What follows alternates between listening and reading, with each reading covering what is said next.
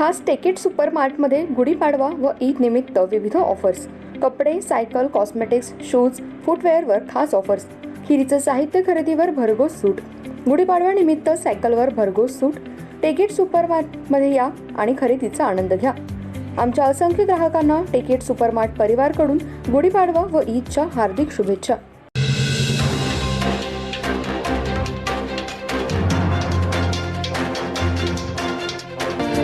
नमस्कार, मी तेजस्विनी मगदूम. एम मराठीमध्ये आपल्या सर्वांचं स्वागत आहे. पाहूया ठळक घडामोडी. हातलंगडे लोकसभा मतदारसंघाचे उमेदवार खासदार धैर्यशील माने यांनी राजू शेट्टी यांच्यावर टीका केली. ज्यांनी शरद जोशी यांची शेतकरी संघटना फोडली तेच गद्दार आहेत. त्यांनी त्यांच्या विचारांना तिलांजली दिली. स्वाभिमानी शेतकरी संघटनेच्या नावाखाली दुसरी चूल त्यांनी मांडली आहे. राजू शेट्टी राजकारणात वेळोवेळी भूमिका बदलत आहेत. त्यांनी आमच्यावर बोलू नये. त्यांचे राजकारण त्यांच्याबरोबर. आम्ही त्यांच्यावर वैयक्तिक काही टिप्पणी केली नाही. आम्हाला गद्दार म्हणण्याचा अधिकार त्यांना नाही. गद्दारीचा शब्द त्यांना शोभत नाही. दुसरी संघटना फोडून त्यांचा पक्षाचा उदय झालाय. स्वाभिमानी शेतकरी संघटना फोडून त्यांनी त्यांची दुसरी संघटना स्थापन केली. त्यांनी इतरांवर बोलण्यावर वेळ घालवू नये. तुमच्या पायाखालची वाळू सरकली आहे ते समजेल. भाजप बाहेरून पाठिंबा देणार ह्या वावड्या उठवणं आता बंद करावं. ज्यांना आपण स्पर्धेमध्ये राहिलो नाही म्हणून ते अशा चर्चा सुरू करत आहेत.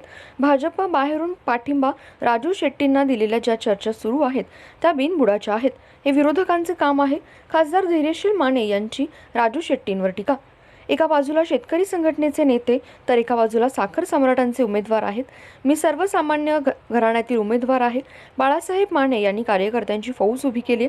त्यामुळे कार्यकर्त्यांचं बळ माझ्या पाठीशी आहे.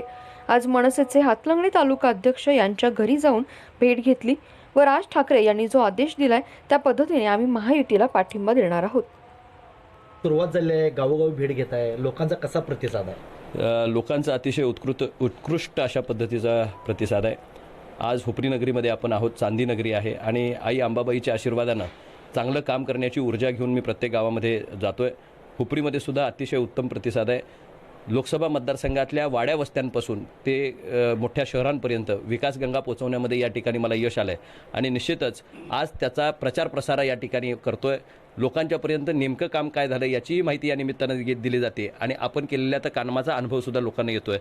निश्चितच मतदारसंघाच्या सर्वांगीण विकासाला गती देण्यामध्ये मागची जी 5 वर्षे मी घालवली त्याचं प्रत्यय मला या ठिकाणी लोकांच्या चेहऱ्यावर दिसतोय आणि लोक कामातनं समाधानी आहेत. आज संपर्काच्या निमित्तानं लोकांच्यापर्यंत ते मी पोचवून मोदी साहेबांचे विचार, एकनाथजी शिंदे साहेबांचे विचार माझ्या तळागाळातल्या माणसापर्यंत पोहोचवण्याचा प्रयत्न करतो. आज मनसेचे तालुका अध्यक्ष आहेत, त्यांच्या तुम्ही घरी आलात.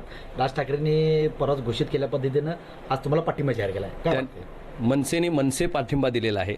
शिवसेना आणि मनसे ही मूळ या ठिकाणी जर पाहिलं तर उद्धव साहेबांच्या आणि राजसाहेबांच्या संघर्षातनं खऱ्या अर्थानं ती सेना त्या ठिकाणी मनसे या ठिकाणी तयार झाली.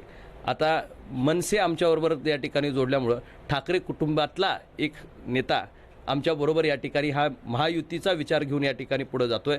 बाळासाहेबांचे ज्वजल्य विचार जे या ठिकाणी तरुणांना प्रेरित करत होते तीच वाणी खऱ्या अर्थानं राजसाहेबांच्या वाणीमध्ये आहे आणि ती तरुणांना प्रेरित करत असते.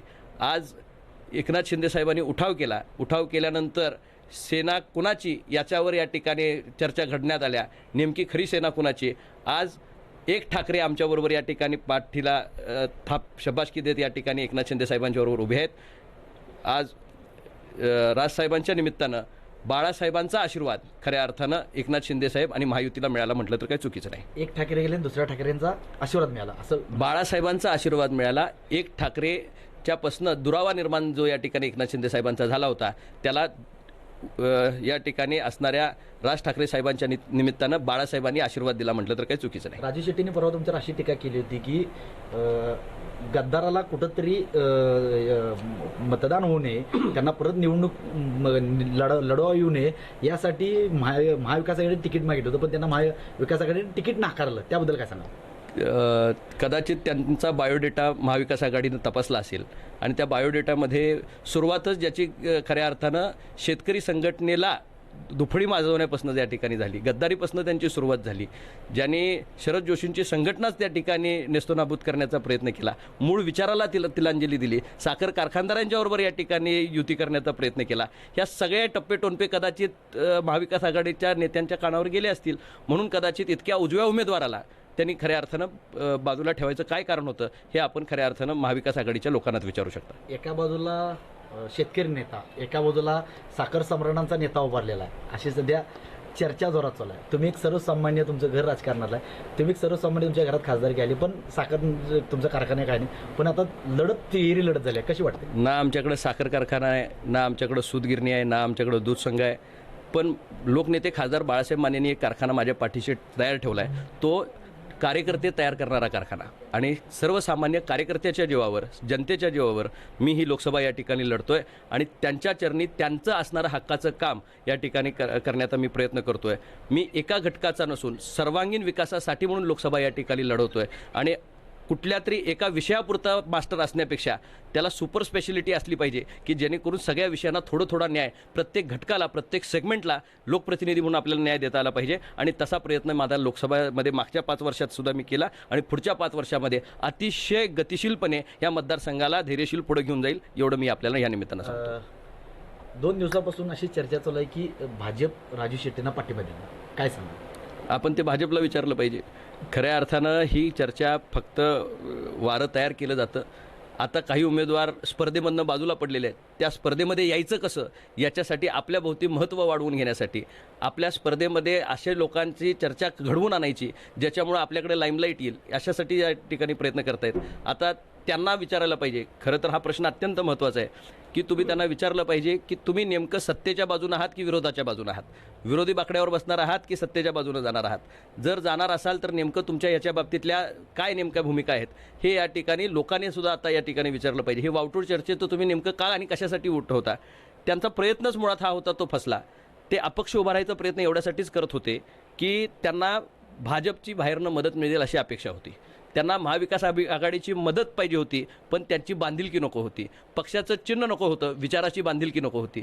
त्यांना फक्त आणि फक्त राजकीय फायद्यासाठी म्हणून ही समीकरणं घडवायची होती. पण तो प्रयोग फेल गेल्यामुळं ते आता महाविकास आघाडीला एका बाजूला बोलतात, एका बाजूला या ठिकाणी महायुतीच्या उमेदवारावर बोलतात, पण त्यांची वैचारिक स्पष्टता काय आहे ह्याच्या बाबतीत सुद्धा त्यांनी क्लॅरिटी आणावी लागेल.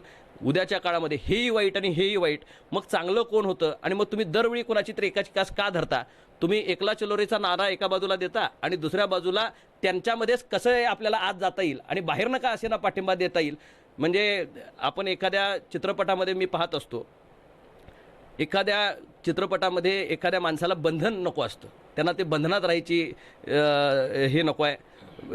रंगात रंगुनी साऱ्या, रंग माझा वेगळा, बंधात बंधुनी सागळ्या, पाय माझा मोकळा, असं त्यांना कदाचित वावरायचं असेल. त्यांचा पाय लोकांच्या समोर मोकळा झाला हे या ठिकाणी या निमित्तानं स्पष्ट झालं.